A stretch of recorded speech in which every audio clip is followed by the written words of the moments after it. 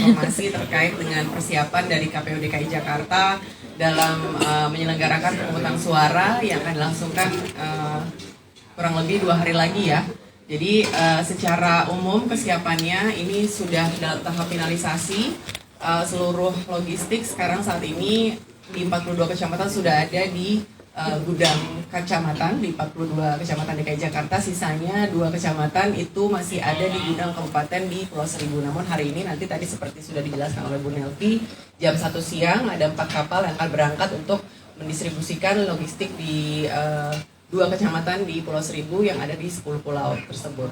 Kemudian dalam hal persiapan kami untuk KPPS juga, KPPS sudah mulai mendistribusikan form C pemberitahuan kepada para pemilih yang mencantumkan nama, kemudian tempat TPS, kemudian juga saran waktu kedatangan.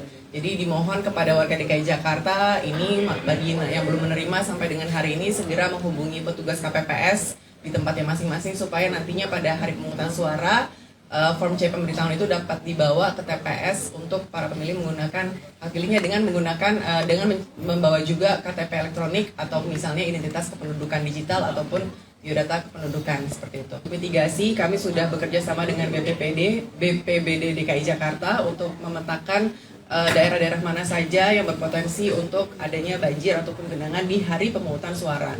Karena memang perakiraan BMKG di tanggal 27 November tersebut akan terjadi hujan. Tapi kita harapkan ya nanti meskipun terjadi hujan, ini tidak akan mengganggu proses pemungutan suara yang berlangsung di tanggal 27 November nanti.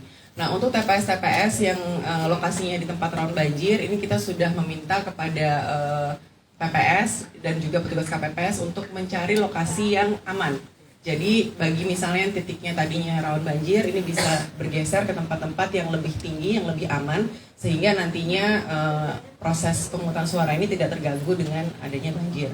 Kemudian dengan juga BPBD ini dalam hal proses misalnya nanti ada yang membutuhkan evakuasi ya. Misalnya pemilih untuk mencapai TPS-nya ini ada kendala karena ada banjir begitu. Nanti mungkin bisa menyediakan seperti perahu karet gitu bagi para pemilih untuk ke TPS yang memang tergenang banjir begitu. Ada berapa titik Mbak yang untuk rawan banjir dan ini? Ya, kami sudah mendata ya dari seluruh KPU Kabupaten Kota se-DKI Jakarta ada sebanyak 572 TPS yang berpotensi rawan banjir. Tentu saja karena ini berpotensi, belum tentu juga terjadi banjir, tapi data tersebut sudah kami dapatkan dari teman-teman KPU Kabupaten Kota yang berkoordinasi langsung dengan para KPPS-nya. Tadi sebanyak 572 TPS tersebut juga sudah kami sampaikan ke Badan Penanggulangan Bencana Daerah untuk dilakukan mitigasi. Kira itu. Ada mitigasi atau pengamanan khusus nggak untuk TPS-TPS yang rawan konflik yang bukan non bencana? Konflik apa? Intimidasi petugas atau dari masing-masing paslon dukungannya pas nanti penghitungan suara atau pengumpulan suara itu ada mitigasi tertentu, ada pengamanan tertentu nggak Mbak? Dan ada titik-titik rawannya nggak udah di mapping belum? Yang pasti begini, di masing-masing TPS itu kan selain ada petugas KPPS, nanti juga akan ada pengawas TPS, ada saksi dan ada petugas ketertiban ya yang akan berjaga. Itu jadi mitigasinya dalam hal tersebut. Dalam hal pengamanan, memang kami juga sudah berkoordinasi dengan Polda Metro Jaya dan juga Binda, lalu juga Pangdam Jaya dalam hal ini.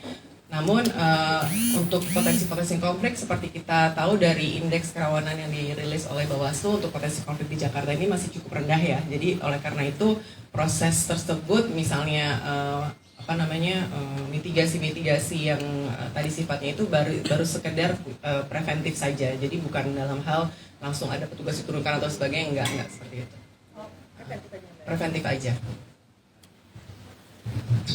Untuk penurunan APK sendiri sejauh ini